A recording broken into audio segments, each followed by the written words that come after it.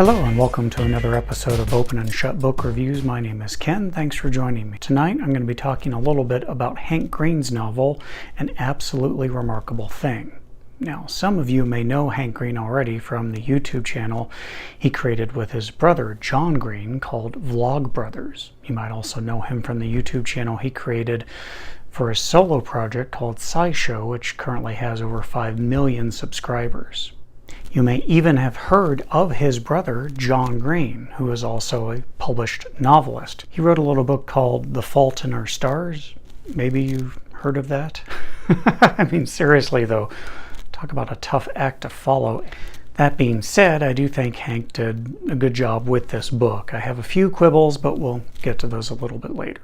So the general plot is that identical giant statues appear simultaneously around the world in various locations. In New York City, our protagonist April May notices the statue and calls her friend Andy at 2 in the morning or some odd hour of the night to come out and create an off-the-cuff YouTube video about it.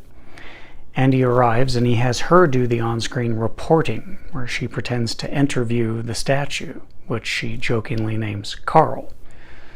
So the whole thing takes about 10 minutes or so, and then her friend Andy goes home to edit and upload the video to his YouTube channel, and April, who has just come off her 14-hour day from her crappy graphic design job at a startup company, just goes home and goes to bed. The next day, everything changes. Not just for April and Andy, but for planet Earth. As more people discover the statues all over the world, April finds herself thrust into the spotlight and finds herself grappling with how to deal with her newfound celebrity status, all while being drawn further into the mystery of what the Carls, which is what they're known hereafter, actually are, and what their presence might mean for humanity as a whole. So for main characters, there's April May, who's a shallow 23-ish-year-old who's graduated from college with a degree in art and graphic design, and she has just enough intelligence to recognize her own shortcomings. And you've got her friend Andy.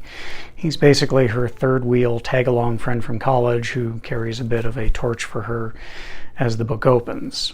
Then you have Maya, April's sort of girlfriend/roommate. You have a character called Miranda, who's a materials scientist from Berkeley, who becomes a key part of April's inner circle as they work to try to solve the mysteries of what the Carls actually are.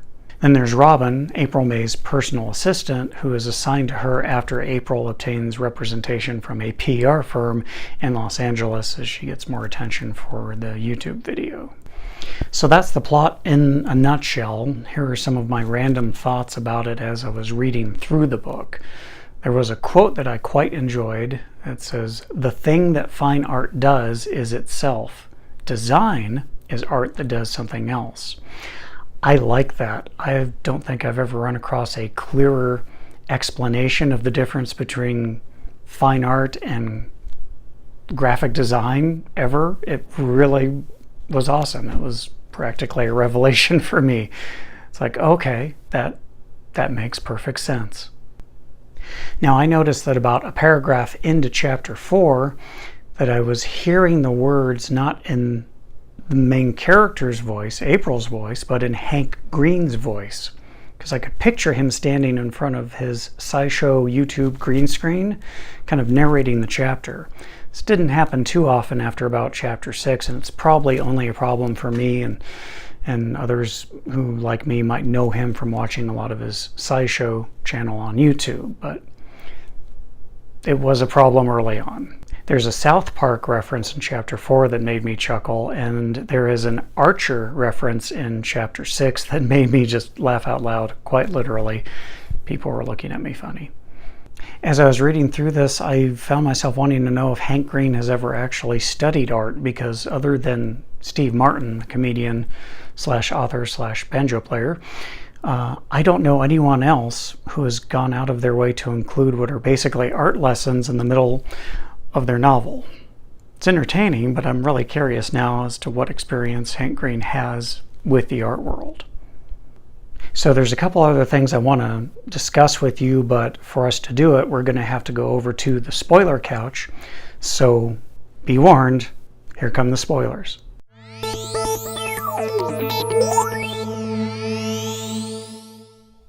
So ultimately, this feels like one of those episodes of Law and Order SVU. You know the kind, the ones with an abrupt ending and inadequate closure.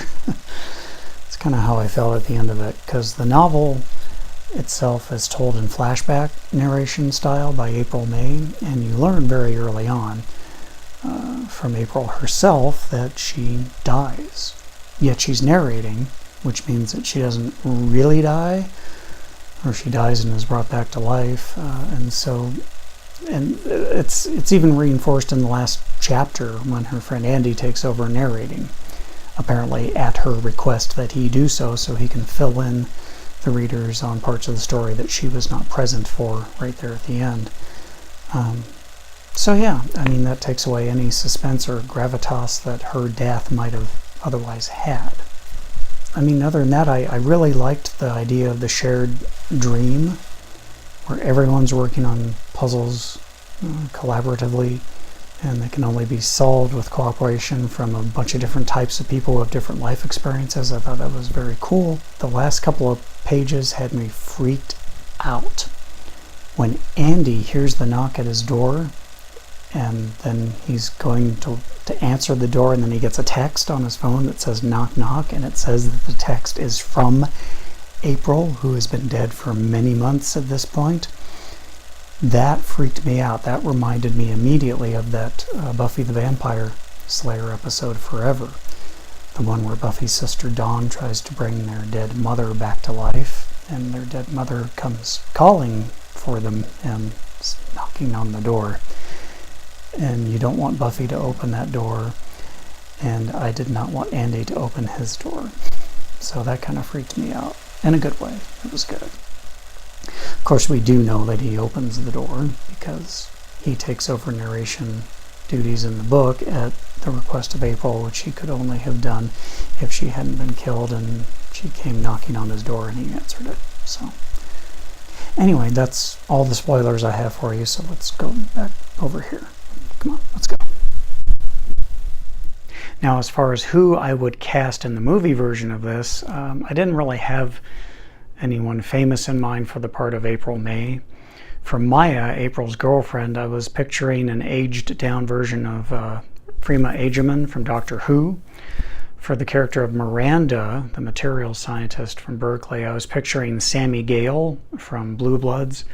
And for April May's assistant Robin, I was picturing, what's his name, Dan Stevens from Downton Abbey. So my final thoughts, this isn't a recap, so I'm not going to talk about the plot anymore, but what I will say is that it's a great book. It's a fun book if you like mysteries like the Da Vinci Code, or if you're into sci-fi at all, or any combination of the two. I think you'll enjoy it. This book is much more than that, though. It's also a very interesting and insightful look into the perils of internet fame.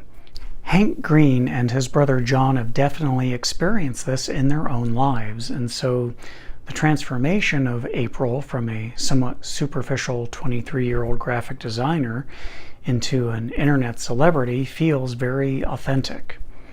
This is as much a story about the pursuit of social media fame and the danger of, quote, measuring your life in likes, end quote, as it is a science fiction mystery. And it also paints a pretty clear picture of the downside of engaging with internet trolls. And there's a fictional stand-in, I believe, for Alex Jones, presented as a foil for April in the character of Peter Petrowicki. I'll go ahead and put links down below for you, where you can pick up the digital version and print versions of the book. If you have any questions for me about the book or any other books that maybe you'd like to see me review, go ahead and send them to me, ken@don'tpunishpain.com. And that's it. Thank you for joining me, and until next time, I'm Ken McKim. You take care and read more books.